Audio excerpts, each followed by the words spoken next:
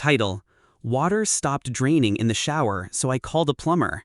He ran his camera and suddenly turned pale. "Who uses this shower?" he asked. "Just my wife," I said. He whispered, "Sir, you need to leave. I'm serious." Start. The water wouldn't drain. A small thing, really. A clogged shower, nothing more.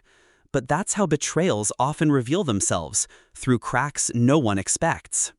The plumber arrived, dragging his equipment through the house. I watched him feed the snake into the drain, the camera sliding into darkness. Then his hand froze, his face drained of color. "Who uses this shower?" he asked. "My wife," I said. He whispered, "Sir, you need to leave. I'm serious." Start. The water wouldn't drain. A small thing, really. A clogged shower, nothing more. But that's how betrayals often reveal themselves, through cracks no one expects. The plumber arrived, dragging his equipment through the house. I watched him feed the snake into the drain, the camera sliding into darkness. Then his hand froze, his face drained of color. "Who uses this shower?" he asked. "My wife," I answered. He leaned closer, his voice low. "Sir, you need to leave. Now." He showed me the screen. There, wedged deep inside the pipe, glinted a small metal object, a camera lens. At first, I couldn't breathe. My wife, Emily, the one I had built my life around, had always showered here alone, never me, only her.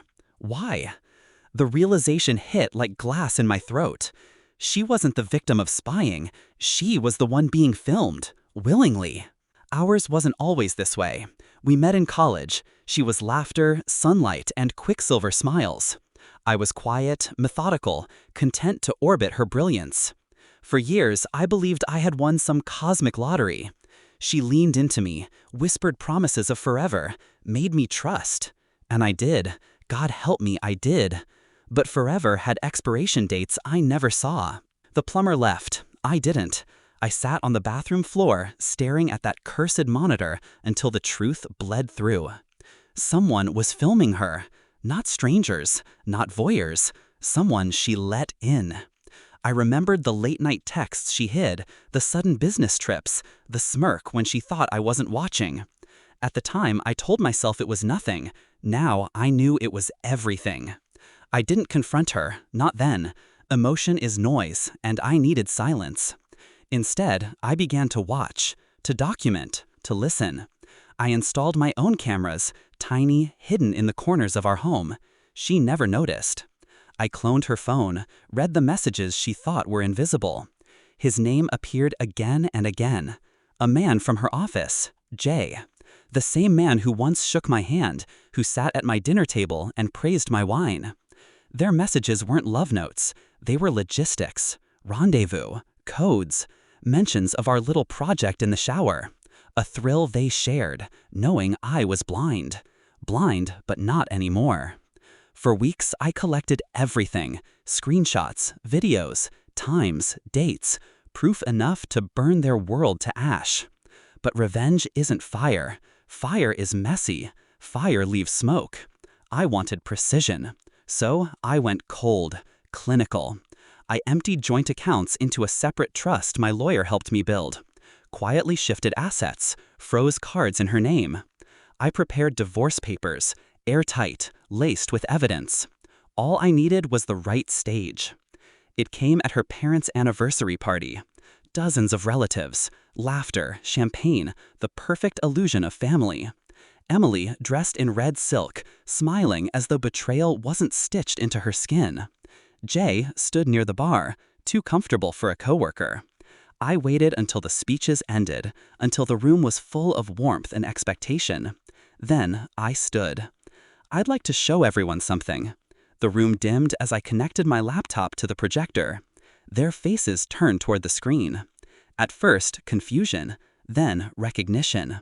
A split screen, Emily in the shower, unaware, and the text messages beside it.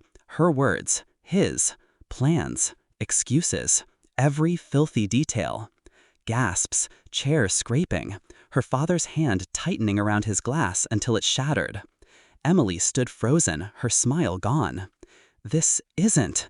But Jay was already pale, trembling, eyes darting for an exit.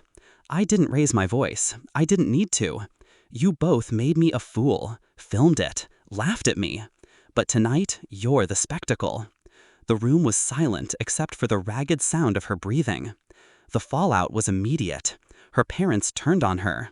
Jay's wife, yes, he had one, stormed out in tears. I handed my lawyer the folder of evidence the next morning. Divorce filed. Assets protected. Custody irrelevant. We had no children. Emily tried to reach me.